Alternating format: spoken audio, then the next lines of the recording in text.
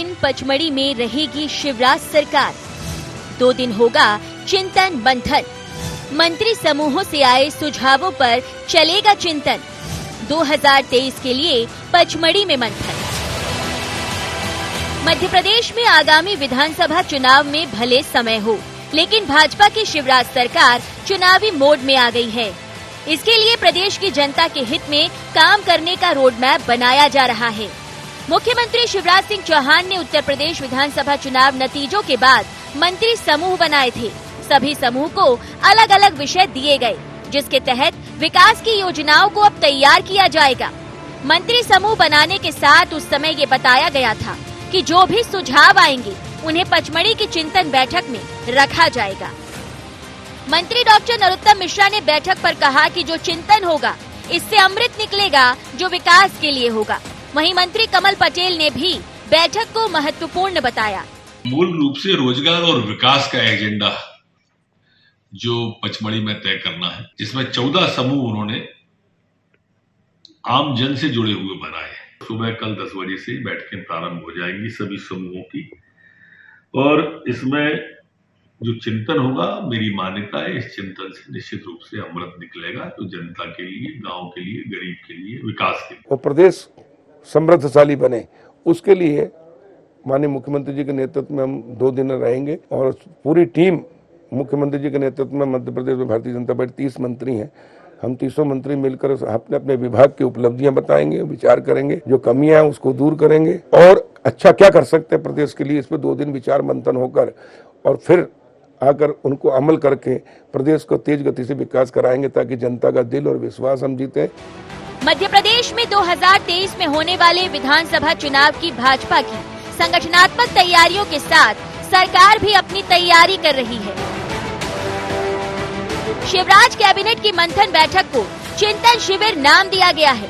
Cabinet 25 से 27 मार्च तक पचमढ़ी में चिंतन शिविर लगाकर मिशन मोड पर काम करेगी। लेकिन कांग्रेस इस पर भी सवाल उठाने से नहीं चूक रही। शिवराज सरकार इवेंट आयोजन में माहिर है। अब ये बैठक करने जा रहे हैं, जबकि करोड़ों रुपए के वल्लभ भवन, करोड़ों रुपए के भोपाल में शासकीय भवन मौजूद है, लेकिन कभी सियोर के होटल में करते हैं, कभी पचमढ़ी करते हैं, कभी हनुमंतिया करते हैं। नित नए स्पॉट ढूंढते हैं, इसलिए ढूंढते हैं क्योंकि इनको सरकारी खजाने को लुटाना है, सरकारी खजाने का अपव्यय करना है, टूरिज्म पर्यटन करना है, इनको मनोरंजन करना है और सरकारी पैसे का दुरुपयोग करना है, इसलिए इस तरह के आयोजन करते हैं।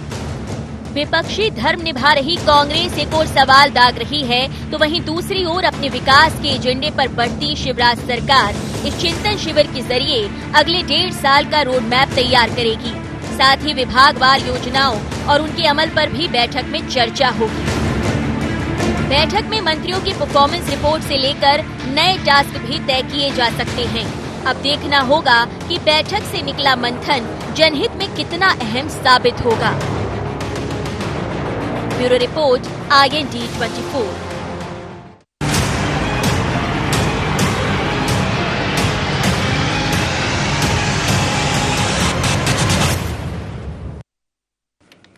नमस्कार, IND एजेंडा टारगेट 23 में आपका स्वागत है। मैं हूं आपके साथ नवीन पुरोहित। चर्चा को विस्तार देंगे, उसके पहले IND एजेंडा के मुख्य बिंदुओं की तरफ एक निगाह डाल दें। शिवराज सरकार के पचमढ़ी में चिंतन शिविर लगाने के क्या मायने? 2023 के लिए मंथन कर क्या अपने लिए अमृत निकाल पाएगी भारतीय जनता पार्टी? क्या परफॉर्मेंस रिपोर्ट और नए टास्क करेंगे चुनौती को आसान? क्या केवल सवाल उठाने तक सीमित नजर आएगा विपक्ष? नमस्कार, इन्हीं सवालों के साथ चर्चा में आप सबका पुनः स्वागत है। मध्य प्रदेश की सरकार मंत्रालय से बाहर 2 दिन लगातार चिंतन मंथन करेगी अपने कैबिनेट मंत्रियों के साथ। मध्य प्रदेश सरकार का पूरा मंत्रिमंडल पचमढ़ी में एक चिंतन शिविर में बैठेगा और मंत्री समूह से जो सुझाव आए हैं या जो सुझाव होंगे उनका जो प्रस्तुतिकरण होगा, उस पर विश्लेषण होगा। कहाँ किस चीज़ की ज़रूरत है, किस चीज़ की दरकार है, किस चीज़ को कैसे व्यवस्थित किया जाए, कौन सी कमी है, क्या बेहतर है, क्या और बेहतर किया जा सकता है। कुल मिलाकर सरकार अब जैसा कि सरकार के प्रवक्ता ने कहा कि 2K फैक्टर रहा, एक कोरोना, और उन्होंने ऐसा कहा था कि 2 के कारण हम पिछड़ गए हैं, एक कोरोना की महामारी की वजह से और एक कमलनाथ जी की सरकार की वजह से। 1.5 साल कमलनाथ जी की सरकार रही, 2 साल से कोरोना रहा, तो विकास के कार्य लगभग ठप रहे। अब उन सब मामलों में चिंतन मंथन करना है और गति को द्रुत गति में तब्दील करना है। तो इसी मुद्दे पर करेंगे चर्चा। हमारे साथ चर्चा में शामिल हैं उमेश शर्मा जी हैं, बीजेपी के प्रवक्ता हैं हमारे साथ। राम पांडे जी कांग्रेस के प्रवक्ता हमारे साथ हैं। देवदत्त दुबे जी वरिष्ठ पत्रकार हमारे साथ हैं। आप समस्त महानुभावों का बहुत बहुत स्वागत है। और सीधा सवाल उमेश शर्मा जी, एक प्रश्न आपके ऊपर खड़ा हो रहा है कि क्या जरूरत है, ये क्या बैठक यहाँ नहीं की जा सकती थी भोपाल में? और फिर इतना बड़ा मंत्रालय बना हुआ है, पहले जहाँ एक बिल्डिंग में चलता था आज 4 एनेक्सीज हैं आपके पास, और इतना उसमें सेटअप है, पूरा सारा बंदोबस्त है। क्या जरूरत है कि पचमढ़ी में जाएंगे? कुल मिलाकर ये फिजूल खर्ची, ऐसा कांग्रेस कह रही है। नवीन जी, कांग्रेस के मित्र क्या कह रहे हैं, ये हमारे लिए चिंता का विषय नहीं है। और हमारे चिंतन का जो मुख्य बिंदु है वो ये है कि मध्य प्रदेश की जो लोक कल्याणकारी योजनाएं शिवराज जी की सरकार के द्वारा लागू की गई है और जिन पर लगातार काम करा जाता है, जिनको क्रियान्वयन करने में प्रतिबद्धता के साथ सरकार अपना परफॉर्मेंस करती है, तो सरकार जो है इस समय इस चिंतन बैठक में आत्मसमीक्षा करने जा रही है। हम आत्मावलोकन के दौर से गुजर रहे हैं और ये पहली बार हो रहा है, ऐसा नहीं है। और जहां तक मंत्रालय एनेक्सी के बजाय पचमढ़ी में करने का विषय है, तो मुझे लगता है कि वहां का जो वातावरण है, मुझे लगता है कि मंत्री जो हैं लगातार 24 घंटे अहरनिश जनता के बीच में काम करते हैं। उन पर उत्तरदायित्वों का अपना जो बोध है उससे वे कभी भी विमुक्त नहीं होते हैं। इस तरह के वातावरण में जब अनौपचारिक रूप से बैठेंगे तो मुझे लगता है कि खुलकर संवाद होंगे, मंत्री समूहों की रिपोर्टों के बारे में विस्तार से चर्चा होगी, सरकार के परफॉर्मेंस का आकलन किया जाएगा, उसका अपने स्तर पर ऑडिट किया जाएगा, अपने स्तर पर अंकेक्षण किया जाएगा और आने वाले समय के लिए हमारे जो टास्क है या जो चुनौतियां हैं उनके लिए सरकार के एक रोड मैप को अंतिम रूप दिया जाएगा। तो मुझे लग रहा है कि वहां पर बैठकर जब एक और सवाल के नरोत्तम जी कह रहे हैं कि मंथन में अमृत निकलेगा, अमृत कलश जो है वो उससे अमृत वितरण होगा, लेकिन मंथन में विष भी निकलता है। ये अच्छी बात है कि आपके पास पहले से ही शिव हैं, लेकिन सिर्फ अमृत निकले इसकी मतलब ऐसा नहीं है। समुद्र मंथन में बहुत सारी चीजें निकली, तो जब मंथन ज्यादा होता है, चिंतन ज्यादा होता है, तो कुछ नकारात्मक चीजें भी निकल के आती हैं। तो क्या उस स्थिति में है भारतीय जनता पार्टी के उन सब का समायोजन कर ले? वो निश्चित रूप से करेंगे। और नवीन जी, हम लोग तो हर एक परिस्थिति के लिए तैयार रहते हैं और हमें मालूम है कि जिस समय हम मंथन करेंगे और मनस्थिति के मंदराचल के ऊपर हम वासुकी की पीठ पर रख के और उसके कश्यप की पीठ पे रख के वासुकी का मंथन करेंगे तो केवल अमृत ही नहीं निकलता, हलाहल भी निकलता है। तो इस हलाहल को गरल में रखने अच्छा, इसमें मंथन में एक चीज और थी कि एक तरफ तो एरावत भी प्राप्त होगा। मंथन में एक चीज और थी, मंथन में एक चीज और थी कि मंथन सिर्फ और सिर्फ जो है वो देवताओं ने नहीं किया था, उसमें कुछ एक तरफ दैत्य भी थे जो वासुकी नाग की पूछ थी उस तरफ, जो जितना मेरा नॉलेज है उस तरफ तो थे देव और जो उसका मुख था वहाँ थे दैत्य। तो इस मंथन में मतलब मुझे लगता है कि दैत्यों की कोई गुंजाइश होगी नहीं। नवीन जी, मुझे लग रहा है कि लोकतंत्र के इस परिवेश में दैत्य शब्द तो उपयुक्त नहीं है। वैचारिक असहमतियां होती हैं और आज से ऐसा नहीं है, अनादिकाल से सनातन काल से दो विचारधाराएं होती है, दो तरह के नैरेटिव होते हैं, दो तरह के कथ्य और दो तरह के कथन होते हैं।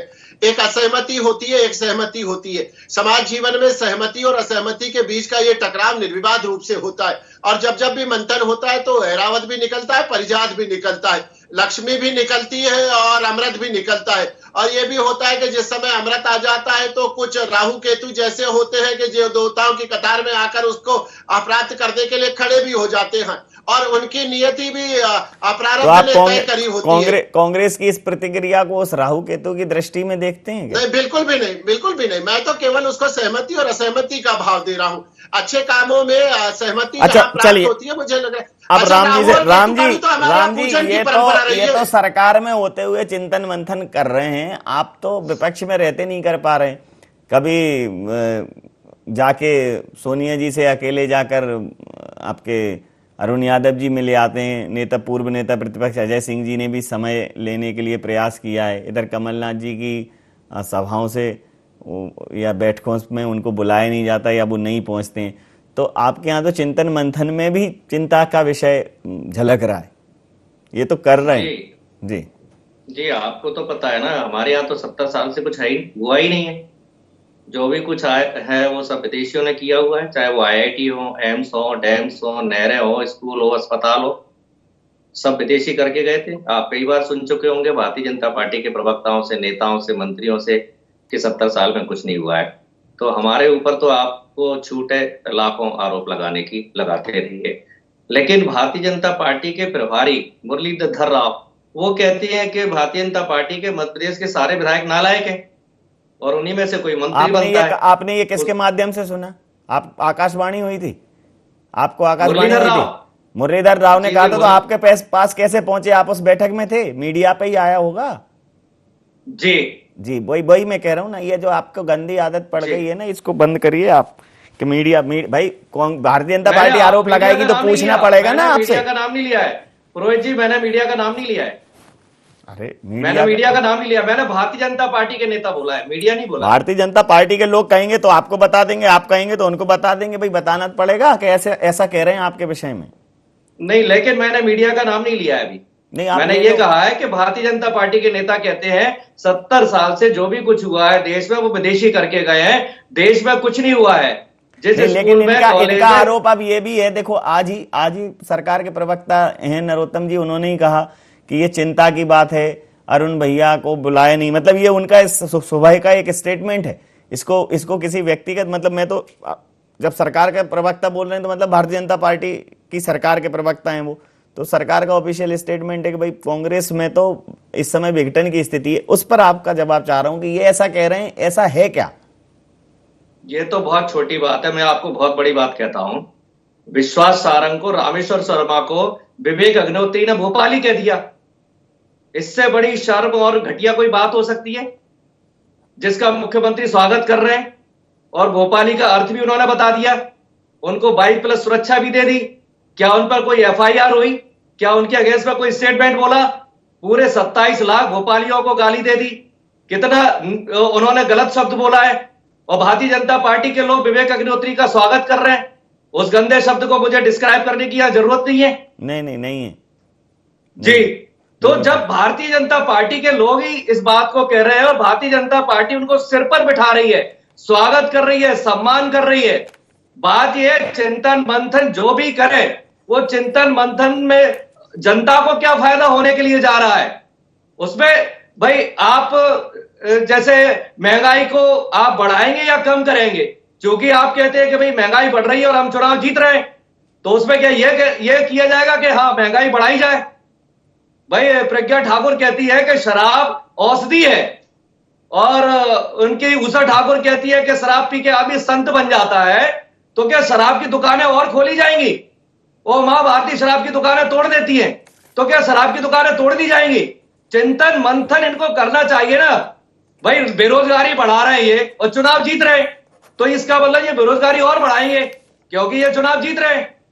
भाई पेट्रोल, डीजल, गैस सबके दाम बढ़ रहे हैं और ये चुनाव जीत रहे हैं, तो मंथन किस बात का करेंगे? आप क्यों नहीं जीत रहे हो? जी, आप क्यों नहीं जीत रहे? आप क्यों नहीं जीत रहे हो? 70 साल से पाकिस्तानी जीते थे क्या? नहीं, अब मतलब अरे 70 साल से इनकी पाकिस्तानी जीते थे क्या? आप ही जीते थे। तो अब मेरा कहना ये है कि जनता मैं ये कह रहा हूं कि आपके मुद्दे, अरे आपके मुद्दे इतने बाजे हैं राम जी, इतने बाजे हैं कि इतने आप जो मुद्दे उठा रहे हो सब बाजे में। देखिए, हम इसलिए नहीं जीत रहे हैं, सीधी सी बात बता दूं, हम इसलिए नहीं जीत रहे हैं क्योंकि हम देश को जोड़ने की बात कर रहे हैं। ये देश के टुकड़े टुकड़े कर देना चाहते हैं, इसलिए जीत रहे हैं ये। केवल ये देश के टुकड़े टुकड़े कर देना चाहते हैं, देश को गर्त में डाल देना चाहते हैं। ये हिंसा की बात करते हैं, हिंसा फैला रहे हैं, नफरत फैला रहे हैं, इसलिए जीतते हैं। आपकी बात पर प्रतिक्रिया ले लेता हूं। देवदत्त जी, देखिए, कांग्रेस कहती है महंगाई बढ़ी है, महंगाई बढ़ी है। कांग्रेस कहती है बेरोजगारी बढ़ी है, बेरोजगारी बढ़ी है। कांग्रेस अन्य जो विषय उठाती है सब तथ्यात्मक विषय हैं। रोज अखबारों में ये रिपोर्ट छप रही है, कोई ये ऐसा नहीं कि कांग्रेस के विषय हों, अखबारों के बिल्कुल प्रमाणित तथ्यों के साथ कांग्रेस बात कर रही। लेकिन बावजूद इसके जनता के पास जब वो जाती है तो वो हार जाती है। मुझे लगता है इस पर कांग्रेस को सोचना चाहिए, खींचने वाली बात नहीं है। लेकिन जब इसकी बात पूछी गई तो देवदत्त जी, जो परिभाषा आई है कि भारतीय जनता पार्टी टुकड़े टुकड़े करना चाहती है इसलिए जीत रही है और हम जोड़ना चाहते हैं इसलिए हम हार रहे हैं, क्या आपको ये उत्तर समझ में आता है? देखिए, चाहे हारे चाहे जीते पार्टी, नेताओं को अपना संयम और धैर्य नहीं कभी खोना चाहिए। और मुझे लगता है कि भारतीय जनता पार्टी तो वर्षों तक विपक्ष में रही। उनके 2 सांसद हुआ करते थे दिल्ली में और मजे से अटल जी आडवाणी के नारे लगते थे, अब की बारी अटल बिहारी। और यहाँ भी मध्य प्रदेश में वर्षों तक विपक्ष में रहे, कभी 40 विधायक, कभी 60 विधायक, जब 320 छत्तीसगढ़ भी था सम्मिलित। लेकिन उनके विधायक बड़े आक्रामक रहते थे सरकार के प्रति और कभी ऐसा नहीं हुआ कि एक थोक दल बदल करके वो भाजपा में चले गए हो, कांग्रेस में चले गए हो। उन्होंने अपनी लड़ाई लड़ी, मुद्दों की लड़ाई लड़ी, जनता की समस्याओं की लड़ाई लड़ी। और ये कोई आरोप थोड़ी होता, जनता पे आप आरोप लगा रहे हो कि टुकड़े टुकड़े करने वाले को जनता क्यों जिताएगी, क्यों उस पर सरकार में बिठाएगी। सरकार भी बनती है जनता के सतत और निरंतर मूल्यांकन से। आपकी एक एक गतिविधि का जनता मूल्यांकन करती है। आज जो प्रवक्ता कांग्रेस के या बीजेपी के बोल रहे हैं, इसको जो लाखों लोग देखते हैं, उसका भी मूल्यांकन करती है कि क्या पूछा जा रहा है, आप क्या बोल रहे हैं। किसी को भी उत्तेजित होने की जरूरत नहीं है, ये वक्त होता है और कई बार लगातार मूल्यांकन का नतीजा होता है। जैसे कोई विद्यार्थी पढ़ता है तो रिजल्ट लास्ट में आता है 1 साल के बाद। आप मेहनत करते रहिए, आपने भी शासन किया है, अब बीजेपी कर रही है। कभी कांग्रेस का टिकट यानी जीत तय मानी जाती थी, कोई उसमें दुविधा नहीं थी। आज भाजपा की भी कमोबेश ऐसी स्थिति है, लेकिन ये नहीं कि हमेशा ये चलेगा। आप देखें दिल्ली में आप पार्टी आ गई, ना भाजपा ना कांग्रेस। तो ये कोई बौखलाने का समय नहीं है, ये आत्मचिंतन का विषय है। और आप जब संघर्ष करोगे, जनता के मुद्दों को उठाओगे, बुनियादी बातें करोगे, तो आपके सवाल आपके साथ समर्थन में सब आएंगे। लेकिन जब आपकी ही नेताओं की गतिविधियां हैं, दिग्विजय सिंह और कमलनाथ सड़क पे बहस करेंगे, वो सोशल मीडिया पे दिखाई जाएगी, तो उसको हम लोग अच्छा कहें या जनता भी अच्छा कहने लगे, आपके लिए अच्छा हो सकता है, क्या देश के लिए अच्छा हो सकता है। ये सब आपको जब जनता से समर्थन चाहिए, समर्थन कैसे मिलेगा? जब आप उसकी भावनाओं के अनुरूप काम करेंगे, अपना चाल चरित्र और चेहरा उज्जवल रखेंगे, आपकी वाणी में धैर्य संयम झलकेगा, आपकी भावनाएं संप्रेषित होंगी कि हम विपक्ष में यदि भाजपा से लड़ रहे हैं तो जनहित के मुद्दों के लिए लड़ रहे हैं, हम देश को एक करने के लिए लड़ रहे हैं। ये किसी पर आरोप लगा देना कि वो टुकड़े टुकड़े कर रहे हैं इसलिए वो जीत रहे हैं, ये गलत बात है। ये जनता ऐसी सरकार को नहीं चुनती है। सरकार को जनता जिस सरकार को चुनती है उस पर भरोसा जताती है कि हमारे हित में, समाज के हित में और देश के हित में ये सरकार काम करेगी। तो क्या आप भी सरकार में आने के लिए ऐसी बातें करेंगे?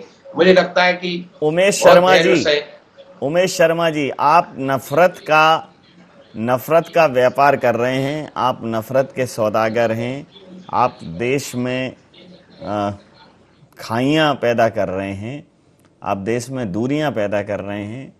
ये मूल कारण है जिस वजह से आप जीत रहे हैं। ये कांग्रेस का निष्कर्ष है, ये मेरा निष्कर्ष नहीं। नवीन जी, कांग्रेस के मित्र हमारे प्रति किस प्रकार का दृष्टिकोण रखते हैं, या उनका हमारे प्रति एक राजनीतिक दल और एक ऐसा राजनीतिक दल की जो निरंतर सफलताएं प्राप्त कर रहा है, चाहे केंद्र के संदर्भों में देखा जाए या मध्य प्रदेश के संदर्भों में देखा जाए। पिछले 17-18 साल का जो मध्य प्रदेश का कालखंड रहा है नवीन जी, मुझे लग रहा है कि वो भारतीय जनता पार्टी के लिए संतोषजनक भी है और उपलब्धि भरा भी है। पर वो संतोषजनक और उपलब्धि भरा तब हो पाया कि जब हमने उन चुनौतियों और उन अपेक्षाओं को पूरा करा जिस आधार पर जनता ने हम पर अपने विश्वास की अभिव्यक्ति की मोहर लगाई थी। अंततः जो हमारा उत्तरदायित्व है वो मतदाता के प्रति है। मध्य प्रदेश की सरकार, शिवराज जी की सरकार निरंतर इस बात का प्रयास करती है कि मतदाता ने जो अपेक्षा हमसे करी है, और सबसे बड़ी चुनौती की बात है कि जो इतना बड़ा भरोसा हम पर जताया है, उस भरोसे में अगर राई बराबर या बाल बराबर की भी दरक आती है तो मुझे लगता है कि पूरा भारतीय जनता पार्टी का जो संगठन है वो व्याकुल हो जाता है। संगठन संगठन के स्तर पर चिंतन करता है, सरकार सरकार के स्तर पर चिंतन करती है। हमने इस बार का जो कार्यकाल था वो तो बड़ा चुनौतीपूर्ण है, जो माननीय नरोत्तम जी ने कहा है कि 2 का हमको सामना करना पड़ा है। 15 महीने की एक तो कमलनाथ जी की सरकार का जो कार्यकाल व्यर्थ चला गया है उसका हमको खामियाजा भोगना पड़ा है, और दूसरा कोरोना के काल के जो 2 वर्ष भयावह बीते हैं उसके बावजूद भी अगर नवीन जी 19% 7 की जीडीपी दर को हम कायम रख पाए हैं और मध्य प्रदेश की अर्थगति को हमने देश के अंदर सर्वोच्च बनाए रखा है, तो मुझे लग रहा है कि कहीं ना कहीं हमको ये जनता की तरफ से जो एक प्रोत्साहन मिलता है, जो सरकार का हमारी मनोबल बढ़ाया जाता है। मध्य प्रदेश का मतदाता हो या देश का मतदाता हो, भारत के लोकतंत्र की परिपक्वता है कि मतदाता बहुत विवेकशील है, वो वैकल्पिक राजनीति तलाश रहा है। आप देखिए कि पंजाब में अगर आप पार्टी आई है तो उसका कारण यह है कि वैकल्पिक राजनीति में कांग्रेस पार्टी अपना अस्तित्व समाप्त करती जा रही है, और भारतीय जनता पार्टी के लिए उतना चिंता का विषय नहीं है। हम तो चाहते हैं कि लोकतंत्र की लिए एक संतुलन की स्थिति होना चाहिए, लोगों के पास एक वैकल्पिक राजनीतिक दल होना चाहिए, और बरसों बरसते ये राजनीतिक दल की भूमिका कभी भारतीय जनता पार्टी निभाती रही, जब कभी कांग्रेस निभाती रही। जिस समय कांग्रेस पार्टी बहुमत में आती थी तब हम एक वैकल्पिक राजनीति की धुरी बने हुए थे, तब हमने कभी कांग्रेस पार्टी पे इस तरह की विक्षोभ भरी राजनीति का आरोप नहीं लगाया जैसा आज हमारे मित्र हम पर लगा रहे हैं कि हम टुकड़े टुकड़े की मानसिकता से काम करते। हमारी मानसिकता तो है कि सर्वव्यापी भाजपा, सर्वस्पर्शी भाजपा।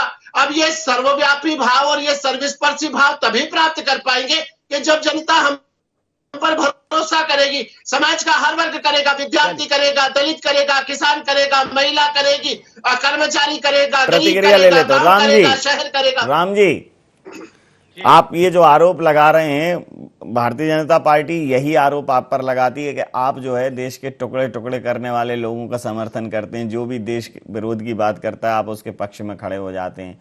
ये तो मूल मतलब इनकी मेन यूएसपी यही है कि राहुल, आप कभी कहेंगे कि राहुल जी जेएनयू में पहुंच जाते हैं, कभी चाइना से मिलने पहुंच जाते हैं, इस प्रकार की बातें भारतीय जनता पार्टी हमेशा कहती है। और एक उसने ये निरूपित करने में कोई कसर नहीं छोड़ी है कि आप राष्ट्रवाद के साथ नहीं है, आप इनके राष्ट्रवाद को बोलते हैं कि छद्म राष्ट्रवाद है। क्या है वस्तुतः? हम जेएनयू जाते हैं तो इनको आपत्ति होती है, और ये जेएनयू के पास आउट को फाइनेंस मिनिस्टर बनाते हैं तो वो देश प्रेमी हो जाता है। मतलब ये दोगली नीति है कि नहीं? अभी इन्होंने क्या कहा था, इनके सबसे बड़े नेता ने, कि मैं परिवारवाद पर टिकट काटता हूं। भारतीय जनता पार्टी के 3 मुख्यमंत्री रहे, शैलेजा जोशी, पटवा, तीनों के बेटों को टिकट कैसे मिलता है? हर बार, एक बार नहीं, हर बार मंत्री बनते हैं, विधायक बनते हैं। तो ये वही बात है, झूठ बोलने में महा एक्सपर्ट है ये लोग। ठीक है, अब चिंतन मंथन हो रहा है, गौ माता कट रही है, मर रही है, क्यों नहीं राष्ट्रीय पशु बनाते हैं? ये तो आपका मेन एजेंडा है ना। गौ माता को मां बोलते हैं और उसको काटने की परमिशन दे रहे हैं। अब तो आपकी डबल इंजन की सरकार है ना, यहां भी है और दिल्ली में भी है। गौ माता को राष्ट्रीय पशु क्यों नहीं डिक्लेयर करते हैं? स्वदेशी आंदोलन आपका चलता था, आप पे निर्भर की बात आप करते हो और उधर एफडीआई ला रहे हो। तो ये दोगली नीति है कि नहीं? एक तरफ आप स्वदेशी की बात कर रहे हो, एक तरफ आप ये आत्मनिर्भर की बात कर रहे हो, उधर विदेशियों के पैर पड़ रहे हो। तो ये दोगली नीति नहीं चलेगी। आपको चिंतन मंथन में जो भी करना है, दोगली की जगह दोहरी कर दो, अच्छा लगेगा जी। ठीक है, क्या हुआ मतलब? जी जी राम जी, हाँ, जो गंदी भाषा ये बोलते हैं वो कुछ दिमाग में कभी आ जाती है। नहीं, कोई नहीं, ठीक है। अब ये क्या है, इनके नेता नहीं, अब ये जिसको जेड सुरक्षा, बाइक सुरक्षा देते हैं, वो भोपाली शब्द का क्या क्या मतलब बनाते हैं, फिर ये उनके पैर पूछते हैं, उनके साथ पौधारोपण करते हैं। तो गंदी भाषा के ये जनक है। तो देश में गंदी और जहरीली भाषा भारतीय जनता पार्टी फैला रही है और उनका सम्मान हो रहा है। जो कहते हैं आज भीख में मिली, उनको ये जेड प्लस सुरक्षा देते हैं, पद्मश्री अवार्ड देते हैं। राम रहीम बलात्कारी हत्यारे को जेड सुरक्षा, दुनिया में कहीं नहीं, सजा याफ्ता बलात्कारी हत्यारा जेड सुरक्षा। मतलब पैसा कहां जा रहा है? क्या बलात्कारियों की सुरक्षा के लिए और हत्यारों के लिए सुरक्षा के लिए हमारे टैक्स का पैसा बर्बाद होगा?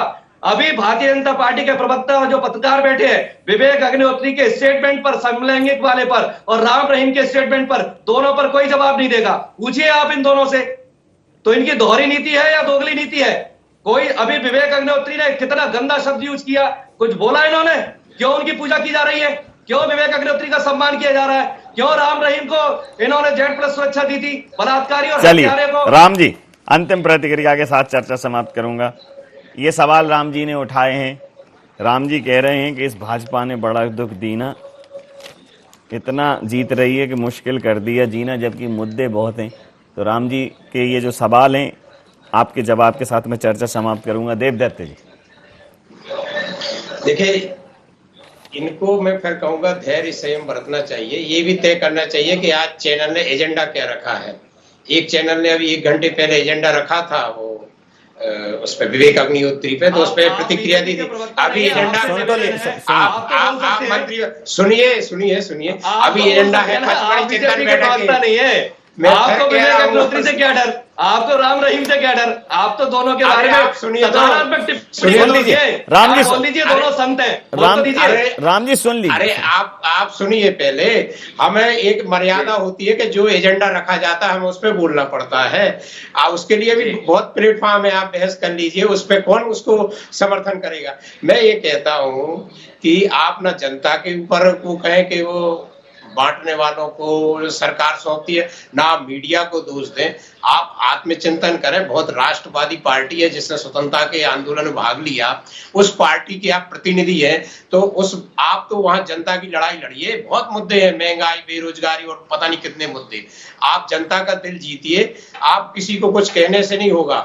और हम लोग तो जो देखते हैं उस पर बात करते हैं। हम लोगों को कोई ये पक्ष विपक्ष का मामला नहीं होता। हम लोगों को प्रजातंत्र का चौथा स्तंभ कहा जाता है और आप अपने नेताओं से ही बात कर सकते हैं। नवीन जी ने जो IND24 के चैनल की आप रिपोर्ट देख सकते हैं, हमेशा उनने इस मंच को निष्पक्ष उसके बहस के लिए रखा है और उसके लिए आप दोषारोपण करके आप अपनी जनता में वो नहीं कर सकते, वाह नहीं पा सकते। उसके लिए आपको खुद संघर्षशील बनना पड़ेगा, जनता की समस्याओं के लिए लड़ना पड़ेगा, अपने नेताओं को एकता दिखानी पड़ेगी। कम से कम सामने मंच पे, सड़क पे जब वो मिले तब वो एकता का संदेश दें, तब जाके आपका समर्थन बनेगा। आप सरकार में आएंगे, कौन किसी का पट्टा लिखा जाता है, लेकिन उसके लिए बहुत मेहनत, संयम, धैर्य, संघर्ष करना पड़ेगा।